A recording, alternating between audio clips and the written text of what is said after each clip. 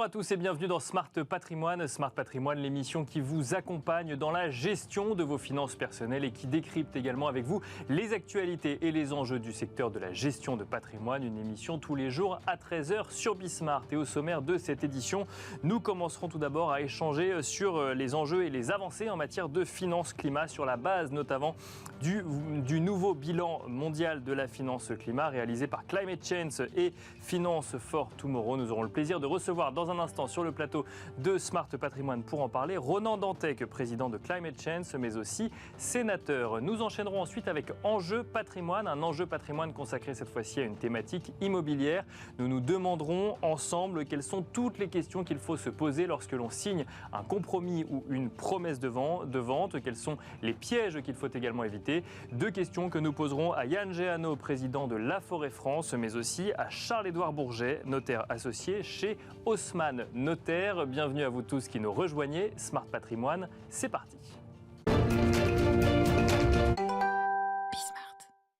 Et nous commençons tout de suite avec la première partie de cette émission Smart Patrimoine. Nous allons donc échanger ensemble sur ce concept de finance climat à l'occasion de la sortie du bilan mondial de la finance climat. Et pour cela, nous avons le plaisir de recevoir sur le plateau de Smart Patrimoine Ronan Dantec, président de Climate Change et sénateur. Bonjour Ronan Dantec. Bonjour. Bienvenue sur le plateau de Smart Patrimoine. Donc Climate Change, qui est une association qui se mobilise dans la lutte contre le changement climatique, qui traite donc de sujets financiers, mais pas que. Aujourd'hui, on va s'intéresser à ce concept de finance climat.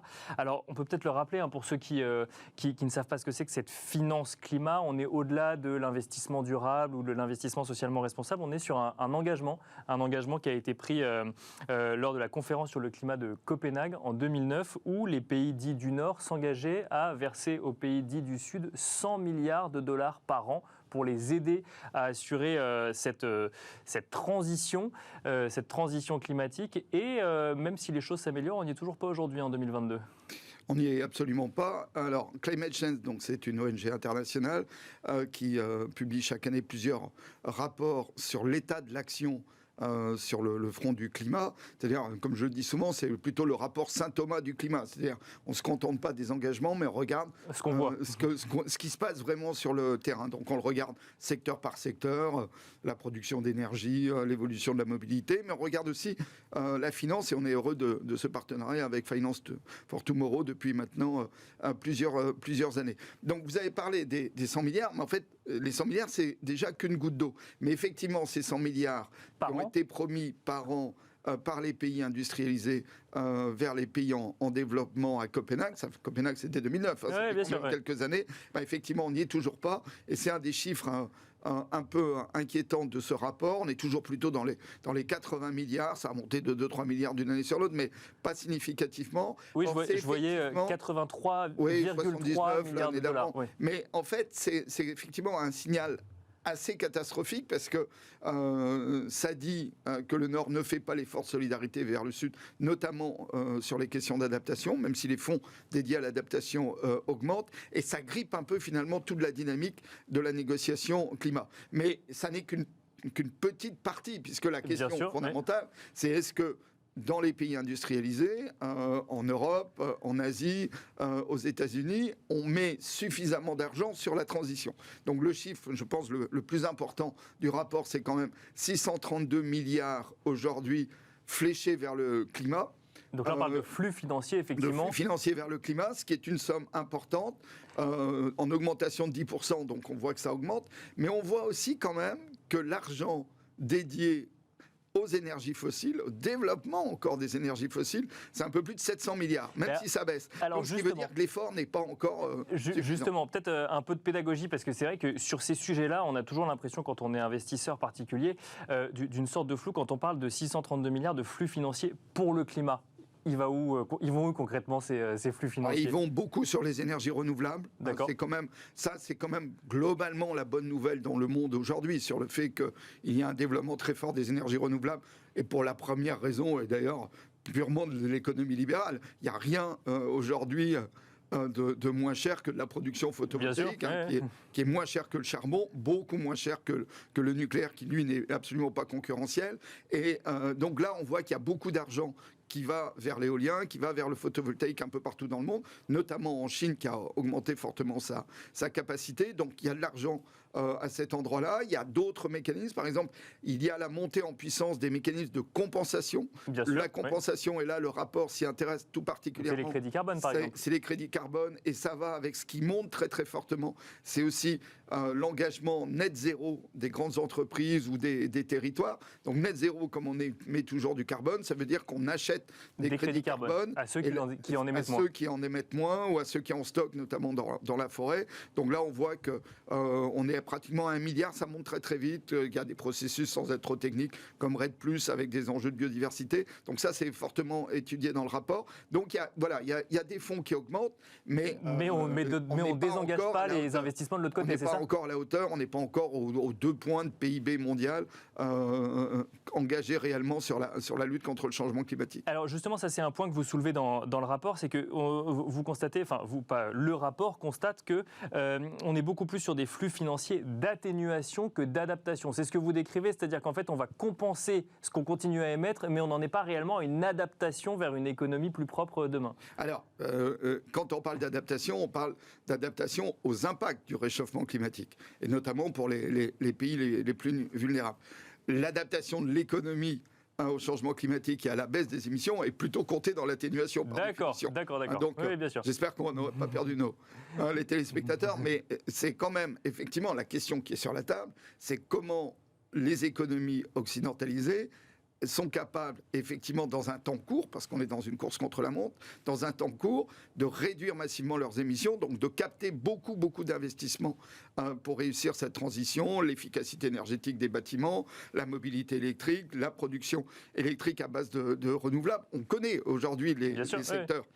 Et donc là-dessus, il y a de plus en plus d'investissements. On voit monter, effectivement, à travers ce chiffre de 632 milliards, les investissements dans le domaine. Les investissements, par exemple, de la filière automobile sont aujourd'hui extrêmement conséquents. Bien sûr, tourner vers l'électrique, pour le coup. Ça n'est pas encore à l'échelle. Et puis, effectivement, en plus, c'est toujours dans un contexte géopolitique, évidemment. Et là, le contexte géopolitique, il est particulièrement troublé avec la guerre en Ukraine, mais qui peut demain aussi, en espérant évidemment que les Ukrainiens gagnent cette bataille importante pour la démocratie, peut permettre quand même peut-être d'accélérer la sortie des fossiles, notamment du gaz et du charbon. Alors, donc, pour bien clarifier, effectivement, vous avez raison, quand on parle d'atténuation, on parle d'atténuation effectivement d'émissions carbone ou autre, mais alors quand on parle d'adaptation, on parle de quoi concrètement ?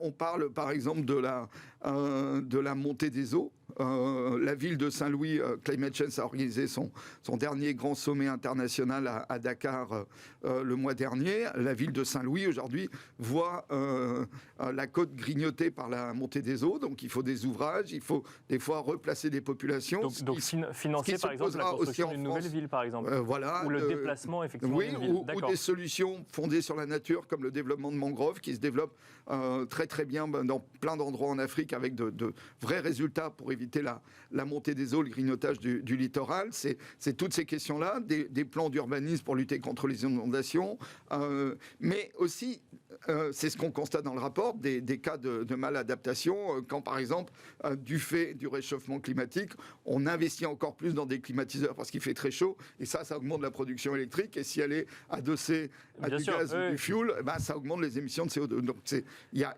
ces questions d'adaptation restent essentielles. C'est encore un secteur, effectivement, moins investi par la finance, y compris pour une raison assez simple, qui n'a pas le même retour sur investissement. C'est-à-dire, on sait quantifier une tonne CO2, on sait lui donner une valeur. Dans le cadre du système européen, l'ETS, l'Emission Trade System, aujourd'hui, cette tonne CO2 elle a une valeur, mais une valeur importante, elle a beaucoup monté, donc on peut calculer du retour sur investissement.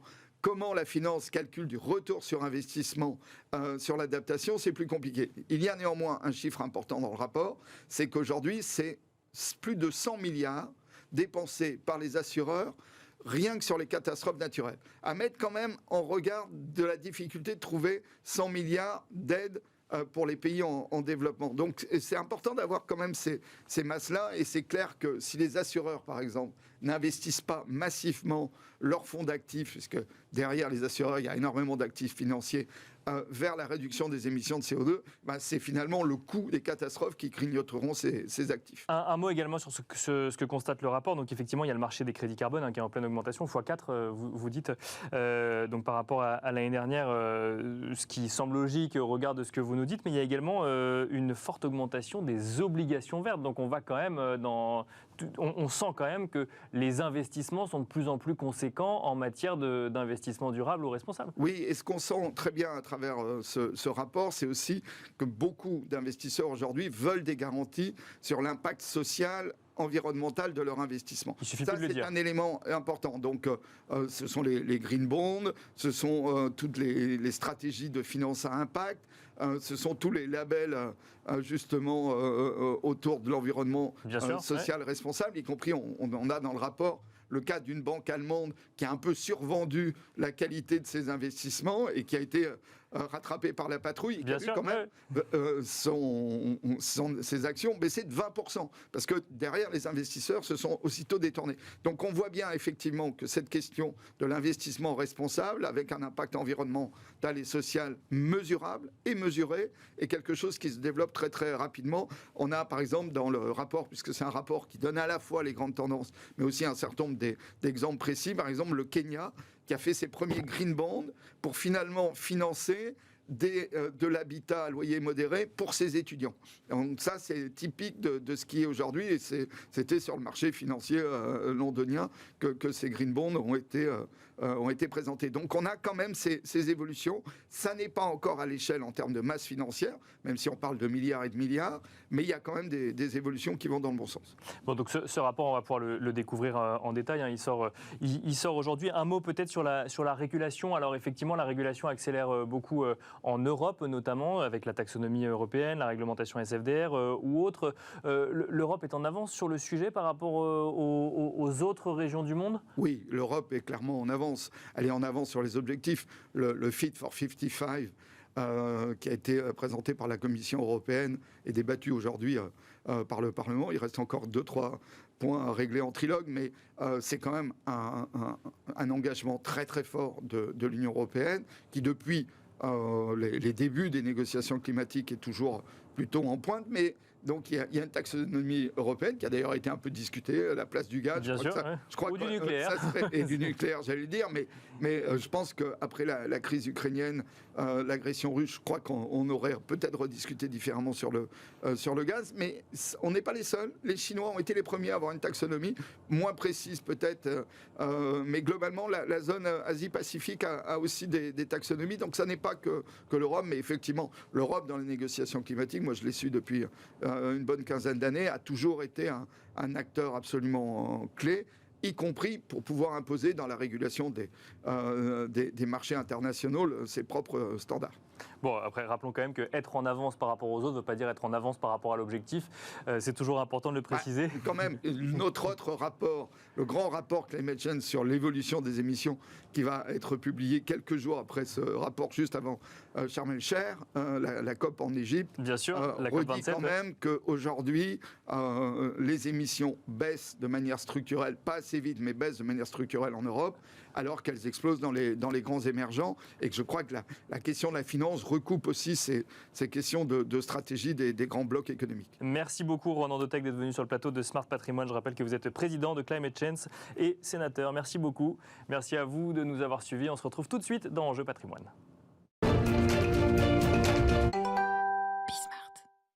Et nous enchaînons à présent avec Enjeu Patrimoine, un enjeu patrimoine consacré donc à la thématique immobilière et plus précisément après la recherche d'appartements ou de maisons, à la signature d'un compromis ou d'une promesse de vente. Que faut-il savoir avant de signer? Y a-t-il des pièges à éviter? Deux questions que nous allons poser à Yann Géano, président de La Forêt France. Bonjour Yann Géano. Bonjour. Bienvenue sur le plateau de Smart Patrimoine. Mais deux questions que nous allons poser également à Charles-Édouard Bourget, notaire associé chez Haussmann Notaire. Bonjour Charles-Édouard Bourget. Bonjour.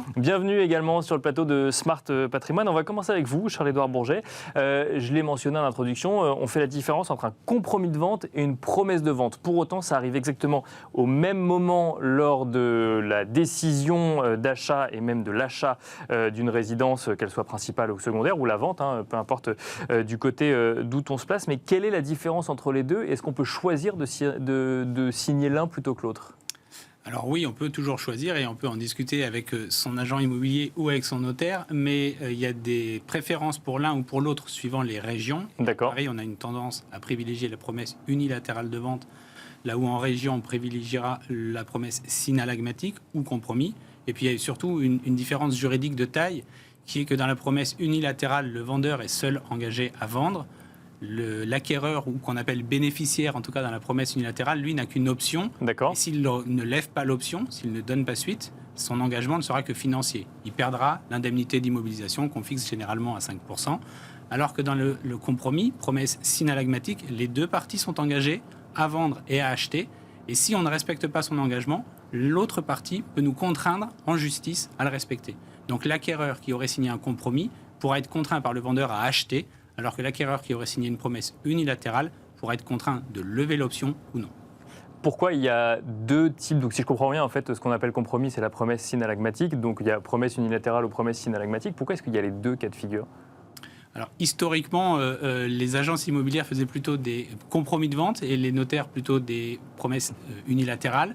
Et puis, ça s'est un peu mixé et tout le monde peut faire les deux. Il y a des cas très spécifiques où la promesse est obligatoire et la promesse authentique, donc par notaire, est obligatoire. Après, c'est vraiment des habitudes historiques. Et Yann Géano, alors effectivement, j'entends que c'est des habitudes historiques. J'imagine que tous les vendeurs veulent des promesses synalagmatiques et tous les acheteurs veulent des promesses unilatérales, ou ça ne se passe pas comme ça sur le terrain ? Non, pas tant que ça. C'est vrai qu'il y a des particularités régionales, ça a été évoqué. Chez nous, on a plutôt une volonté de pratiquer sur ce qu'on appelle le compromis, donc un engagement des deux parties, côtés, ouais, voilà, de même niveau. Mais il n'y a pas de volonté particulière. Quand on est vendeur, on souhaite avant tout vendre son logement, et quand on est acquéreur, aller également au bout de son choix. Et puis, il y a en effet un conseil en amont avec son agent immobilier ou avec son notaire ou son conseil. Oui, parce qu'à partir du moment où on signe cette promesse ou ce compromis, il y a encore un délai avant d'aller signer l'acte final de vente qui va permettre d'aller chercher un crédit ou juste de récupérer toutes les pièces à la signature finale. Oui, il y a un délai qui est conséquent, qui est parfois c'est quelques mois, long, hein, c'est ça. de plus en plus long. En effet, de quelques mois pour constituer un dossier, pour aller rechercher du financement. Alors l'acquéreur voit beaucoup la partie financement, mais il y a un travail de fond, en effet, qui est fait pour récolter des pièces, pour s'assurer en effet de la capacité à vendre ce logement du côté propriétaire, et puis à avoir les différents diagnostics, pas seulement qu'on connaît avec le DPE ou d'autres, mais d'autres pièces qui sont fournies par le notaire lorsqu'il constitue le dossier. Absolument. Et ce travail de fond, c'est le notaire qui le fait pour le coup et qui va récupérer toutes les pièces qu'on découvre généralement au moment de la signature. Enfin, normalement un peu avant, mais en tout cas, parfois on découvre leur existence quelques jours avant la signature. On vous en informe avant. Il y a effectivement un long travail entre la promesse et la vente, entre le compromis et la vente, parce qu'il y a des pièces que l'on récupère et que l'on analyse pour vous protéger en tant qu'acquéreur ou pour vous protéger en tant que vendeur. Néanmoins, la promesse ou le compromis est devenu depuis quelques années un peu le point central quand même, et ça n'est plus qu'un contrat préparatoire. C'est vraiment le contrat un peu central de notre opération, puisque c'est là que vous aurez, à l'issue de ce contrat-là, votre délai de rétractation, dont on peut parler éventuellement. Mais vous avez normalement, en tant qu'acquéreur en tout cas, au stade de la promesse de vente, la plupart des informations dont vous avez besoin. D'accord. C'est au vu de ces informations que vous pouvez ou non vous rétracter. Et le délai complémentaire, il sera principalement lié à votre financement et puis compléter un peu les informations administratives pour le côté vendeur. Mais la grosse collecte de pièces, c'est vraiment au stade de l'avant-contrat. Alors, on va en parler effectivement de la rétractation, que ce soit avant ou après le délai d'ailleurs. Mais alors, j'imagine que vous n'allez pas me dire oui, Yann Géano, mais je vous pose la question quand même. Il y en a beaucoup des gens qui se rétractent après la signature d'un compromis ou d'une promesse. Non, je vais pas vous dire oui. Nous, on a traditionnellement à peu près 4% de promesses ou de compromis qui s'arrêtent, généralement dans la période de rétractation ou pour non-obtention du financement. Sur les derniers mois, on a franchi légèrement le taux des 5%, mais on fait tout en tout cas côté vendeur, côté acquéreur, pour que les projets aboutissent, qu'ils soient mûris en amont. On parle beaucoup aujourd'hui du sujet du financement. Il y a un gros travail amont sur le financement aujourd'hui qui est réalisé avec les acquéreurs. C'est la seule raison, le financement, ou on peut parfois avoir des acquéreurs qui découvrent une surface différente ou un diagnostic qu'ils n'avaient pas eu au niveau de la promesse de vente, ou qui changent d'avis potentiellement? Je vous pose la question commercialement et après réglementairement. Oui, logiquement, on a quand même beaucoup d'éléments et ça a été souligné pour prendre une décision en connaissance de cause au moment du compromis ou de la promesse, l'essentiel des éléments.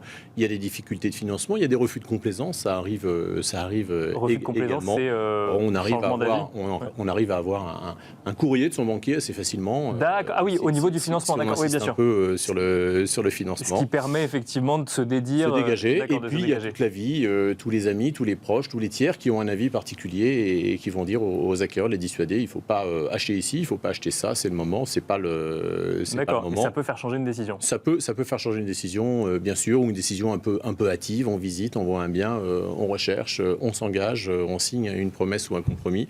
Et puis quelques jours après, on se dit, et si finalement on allait vivre plus loin, et si finalement on avait un autre projet de vie. Charles-Édouard Bourget, même question, ça arrive souvent, les projets qui ne vont pas jusqu'au bout? Ça arrive heureusement très rarement. Ça arrive rarement pour deux raisons. D'abord parce que ce soit les agences ou nous, on travaille tous en amont sur la préparation des informations de l'acquéreur. Et juste pour, alors, sans faire très docte, mais juste rappeler que la faculté de rétractation, elle a été prévue parce qu'on trouvait ou on a imaginé que les acquéreurs, parfois, on leur mettait un peu trop la pression pour signer une promesse ou un avant-contrat.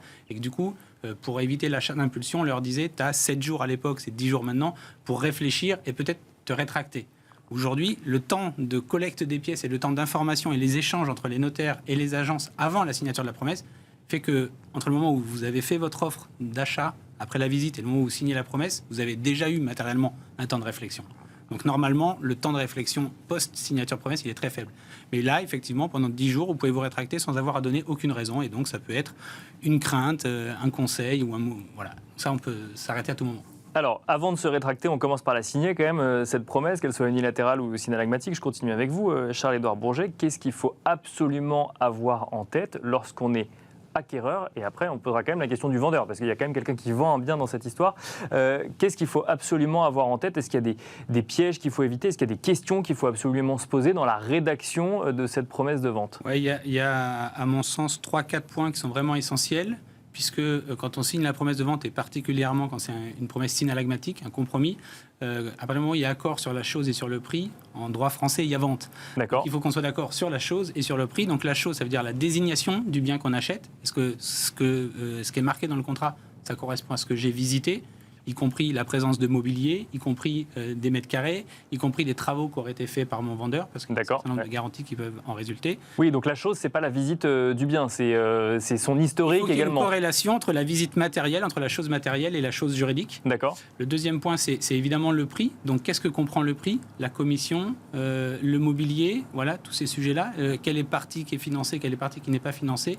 Puis la troisième chose, alors c'est surtout vrai en région parisienne et dans les grandes villes, mais ça se vérifie d'une manière générale, c'est la répartition des charges de copropriété. C'est vraiment un sujet qui peut être un peu important. D'accord. Entre le vendeur et l'acquéreur, ces répartitions-là, toutes ces conventions-là, tout ce qui sera écrit dès la promesse, qu'elle soit unilatérale ou synalagmatique encore une fois, vaudra et s'appliquera, sera mis en œuvre le jour du contrat définitif. Parce donc il faut qu'on écrive correctement l'avant-contrat pour que le contrat définitif... Est-ce qu'il peut y avoir un litige sur des charges de copropriété? C'est pas toujours les mêmes, ça reste pas les mêmes, quels que soient les propriétaires sur le bien. Alors oui, mais vous savez sans doute que les charges de copropriété sont payées le plus souvent trimestriellement et que toutes les ventes n'ont pas lieu le dernier jour ou le premier jour du trimestre. Ah oui, c'est donc qui va payer quoi à quel moment sur la répartition restante. Vous avez voté l'année dernière et dont la charge s'étale dans le temps. Est-ce que c'est vous qui les payez, alors vous serez plus dans l'immeuble? Est-ce que c'est moi? Voilà. Tous ces sujets-là doivent être réglés en négociation et en rédaction.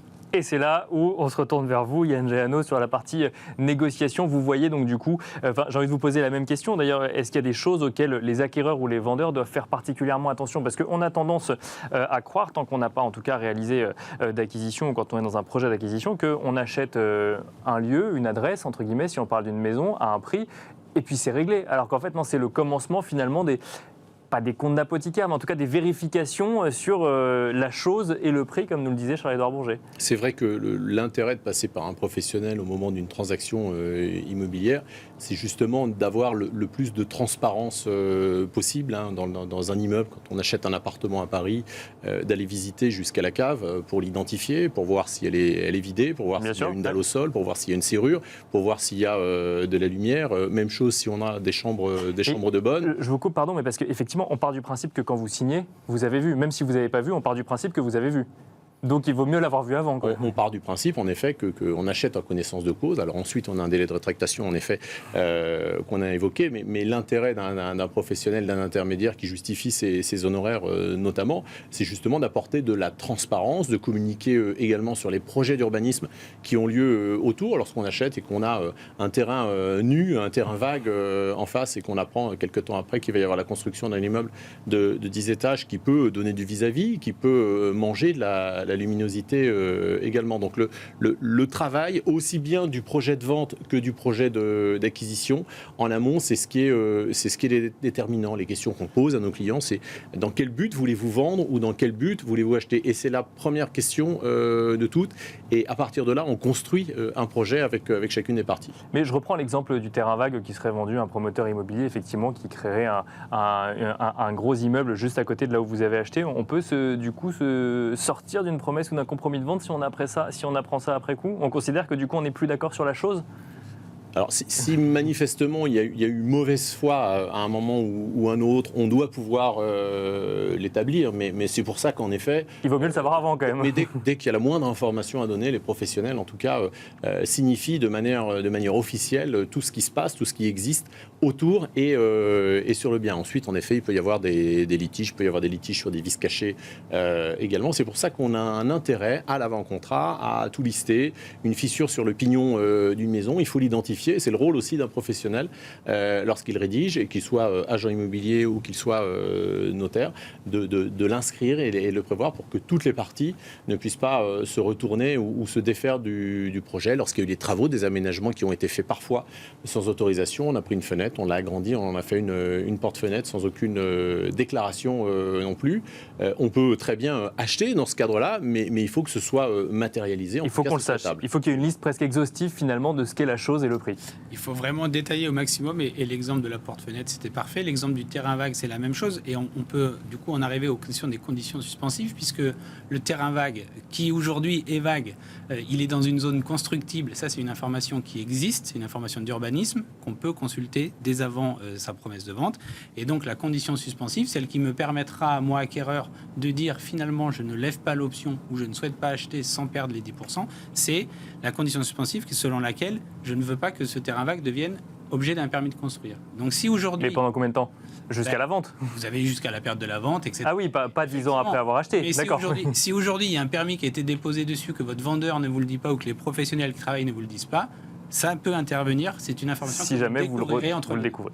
On va malheureusement terminer ici en fonction du timing, mais vous l'avez mentionné, effectivement, les conditions suspensives sont beaucoup plus larges que celles d'accès au financement. On peut effectivement mettre des conditions suspensives dès qu'on a un doute ou en tout cas dès qu'on veut avoir des clarifications. Merci beaucoup en tout cas à Charles-Édouard Bourget, notaire associé chez Haussmann Notaire. Merci également Yann Géano, président de La Forêt France. Merci à vous de nous avoir suivis et je vous donne rendez-vous demain à 13h sur Bismart.